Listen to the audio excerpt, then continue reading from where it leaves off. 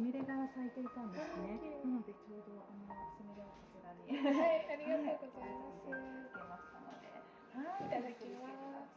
まだこれからなんですけど、どっか家建てたりとかしたハーブガーデンとか作りたいなと思ってて、いろいろこの近くのハーブガーデンとかそういうの調べてここ来たんですよ。結構部屋の方とかにもあったりとか、そうなんですよとかですかね。あったりとか横浜の方に都内の方とかもあったりとかね。ちょっと巡ろうかなと思ってて。勉強のためにですね。すごいね。